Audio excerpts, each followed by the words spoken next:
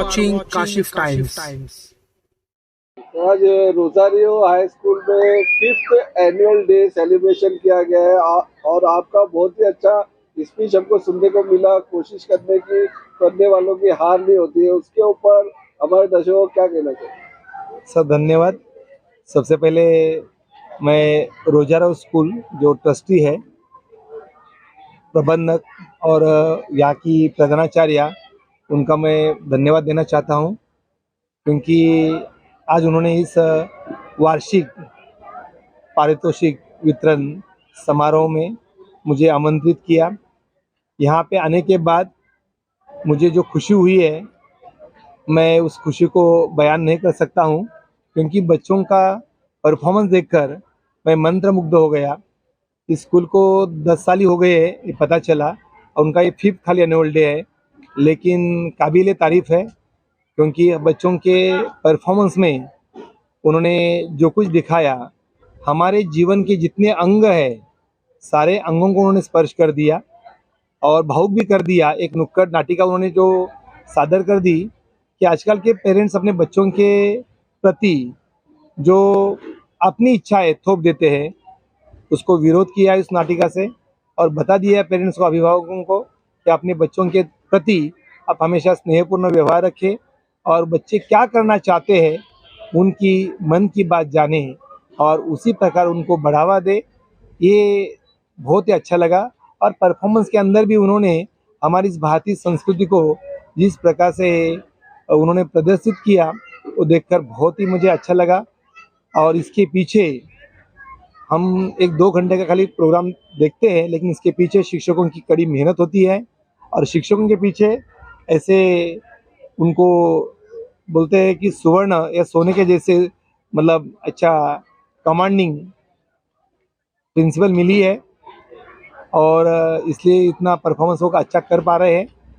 और अच्छा लगा, इसलिए मैंने बच्चों को बताया कि कभी भी जीवन में पॉजिटिव वे से जीना चाहिए, नेगेटिव वे से नहीं जीना चाहिए। सकारात्मक भावना हमेशा जीवन में आगे लेके जाती है।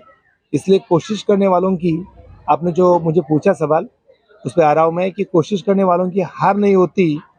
ये कविता बच्चों को बहुत ही आगे स्फूर्ति देगी, उनको इंस्पिरेशन देगी और इन बच्चों का भविष्य बनाएगी, ऐसा मुझे लगता है। सारे परफॉर्मेंस देखे, इवेंट देखे, ड्रामा देखे, सबसे अच्छा आपको कौन सा परफॉर्मेंस लगा, कौन सा इवेंट? सर इसमें इन मराठी में बोलते हम डावा उजवा, ये ऐसा नहीं कर सकते सर।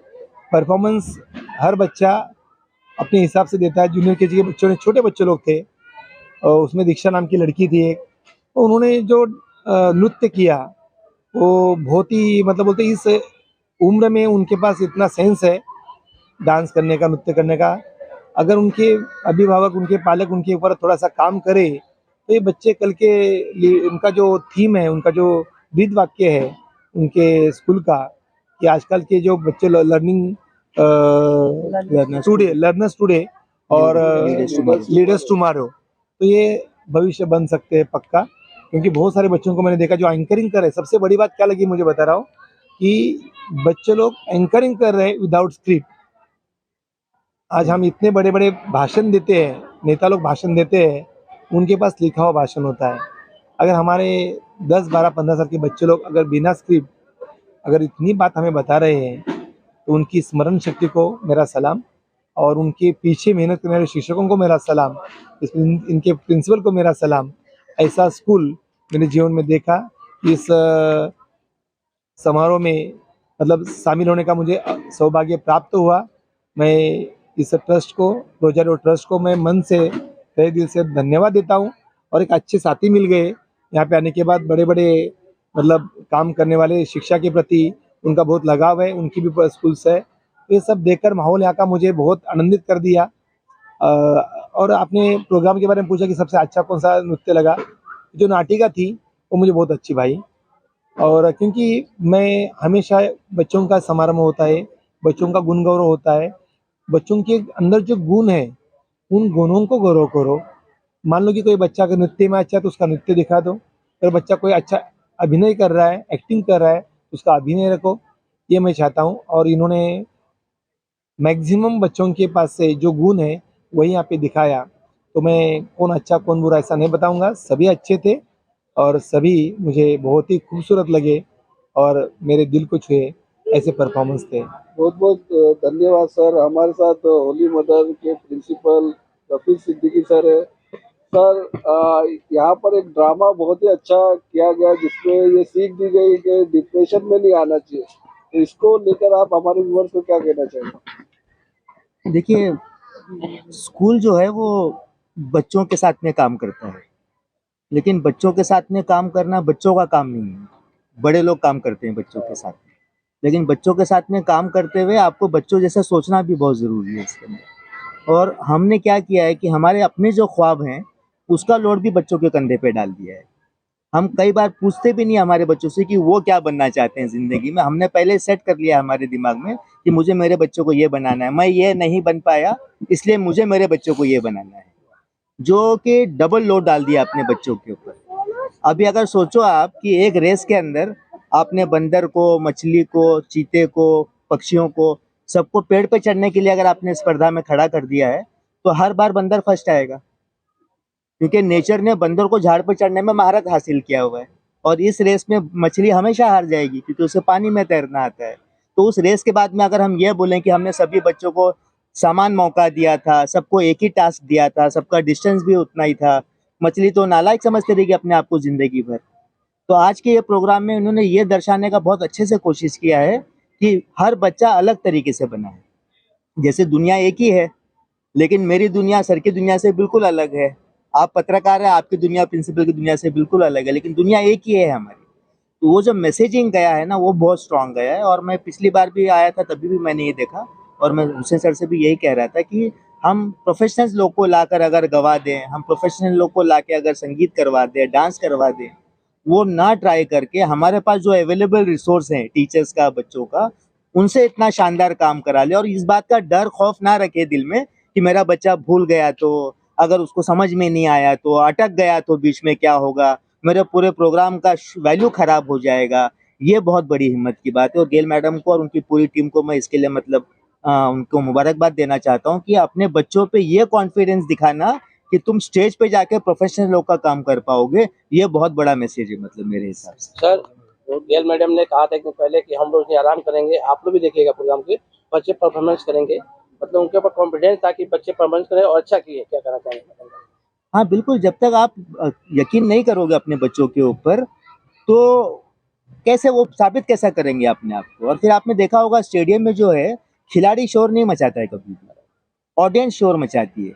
लेकिन खिलाड़ी साफ सुथरा नहीं रह सकता ना, खिलाड़ी को मैदान में उतर के अपने आप को मिट्टी में मिला लेना पड़ता है, उसके बाद में उसके पास सर्टिफिकेट आता है, उसके बाद में उसके पास ट्रॉफी आती है। लेकिन वो जो कर गुजरने की जो भावना है, उसके पीछे टीचर्स का, माँ बाप का बहुत बड़ा हाथ होता है, मतलब है ना। देखो, गिरना गुनाह नहीं है, लेकिन जहाँ गिरे वहां पड़े रहना गुनाह है। इंग्लिश में कहावत है, following down is never a crime but staying down is. तो हमारे बच्चों को ये बोलना है कि हम हार नहीं मानेंगे, ऐसा नहीं है, हर बार लड़ना है और हर बार खड़े हो जाना है। ये मैसेज ये स्कूल से जाता हुआ दिखाई दे रहा है। और एक बात मैं जरूर बोलूंगा, काफी लंबा हो जा रहा है हमारा स्पीच, कि मालवनी में कम से कम 50 के ऊपर स्कूल्स हैं और 70-75 हजार बच्चे प्राइवेट स्कूलों में जाते हैं। लेकिन मुझे नहीं लगता है कि पूरे मालवनी में जो भी स्कूल के प्रिंसिपल्स हैं, मैं भी उसमें शामिल हूँ, इतना ज्यादा क्वालिफाइड कोई प्रिंसिपल वहां पे होगा जो खुद पीएचडी कर रही हैं। तो आप सोचिए कि वो पढ़ाई कब का खत्म कर चुकी होती है, आराम से रिलैक्स कर रही होती है, लेकिन वो आज भी थीसिस कर रही हैं, आज भी पेपर सबमिट कर रही हैं और दिन रात मेहनत कर रही हैं। तो वो क्या लेवल का कमिटमेंट लेकर आ रही है, इससे आप अंदाजा लगाइए मतलब उसके। ये बहुत बड़ी बात है मेरे लिए। शुक्रिया। के प्रिंसिपल हुसैन सर हम लोग के साथ में हैं। और सर, आपने इस प्रोग्राम के अंदर बाकी से बहुत सारे प्रोग्राम आपने सुन के देखा होगा, क्या आपको अलग लगा? पहली बात तो मैं आप तीनों का धन्यवाद करना चाहता हूँ इस बात को लेकर के मालवनी के हर कोने और हर चप्पे में, है ना, मुझे लगता है जहाँ पर कोई नहीं पहुँच पाता और जहाँ पे शानदार काम होता है वहाँ पर आप पहुँच जाते हो। और जो कोशिश है आप लोग की मालवनी को एक अच्छे प्लेटफॉर्म पे दिखाने की, मुझे लगता है बहुत सराहनीय। तो आप तीनों का, हम सबकी तरफ से आप सब लोगों का धन्यवाद। और तमाम जितने भी यूट्यूब चैनल उन सब लोगों का, जिस तरीके आप लोग की कोशिश है, बहुत सराहनीय है। रही बात प्रोग्राम्स की, तो एक और बात मैं बोलना चाहता हूँ कि अभी 10वीं के बोर्ड एग्जामिनेशंस आने वाले, तो तमाम आने वाले बच्चों को मैं ऑल द बेस्ट विश करना चाहता हूँ। और जैसे इस प्रोग्राम में बताया गया कि आपको डिप्रेस नहीं होना है, लाइफ में चैलेंजेस आएंगे बहुत सारे, है ना, आपके जो मेंटर्स है, आपके जो लीडर्स है, वो आपकी एक्चुअल में असल ताकत है। और जब भी मौका मिलेगा आप अपने प्रिंसिपल्स के पास जाइए, और जब भी आपको मौका मिले अपने टीचर्स के पास जाइए, वो आपके साथ खड़े रहेंगे। और ये प्रोग्राम सिर्फ एक जरिया होता है एक मैसेज पहुंचाने का, जो कि रोज टीचर हर क्लास में करती है।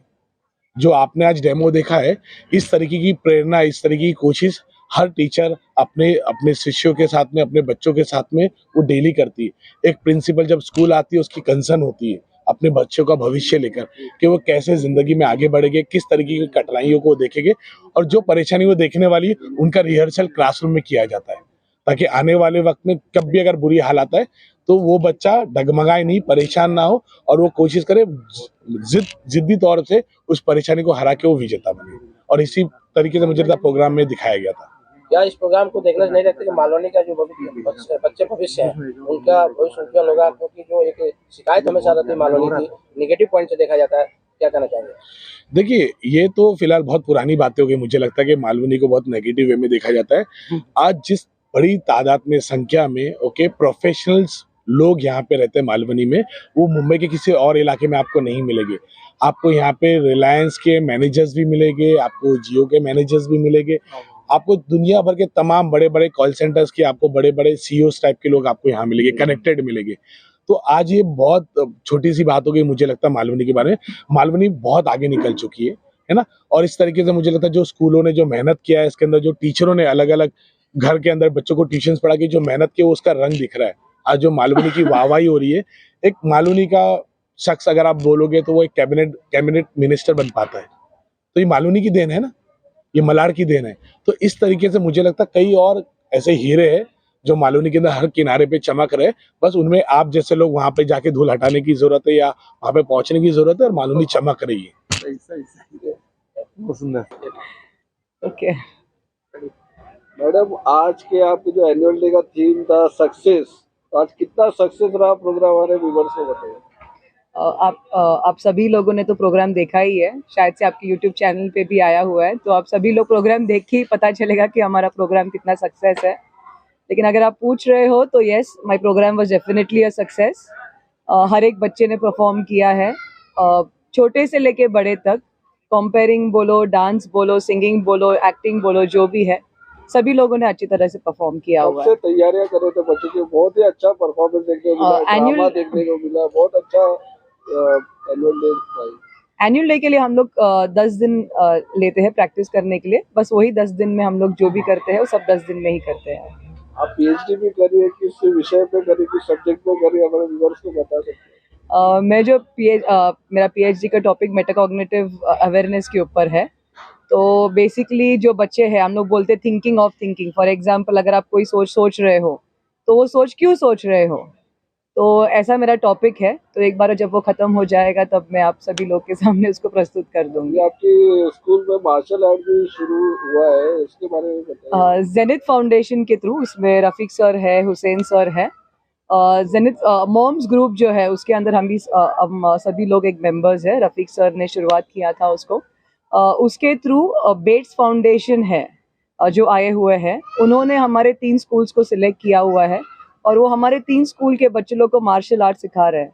उसमें से हमारे स्कूल के बच्चे लोग को सिलेक्ट किया जाएगा, और दुबई में टूर्नामेंट है ये साल नवंबर में। कितने बच्चे कर रहे हैं, boys girls both? Boys girls mixed है। मेरे स्कूल से 182 स्टूडेंट्स पार्ट ले रहे हैं।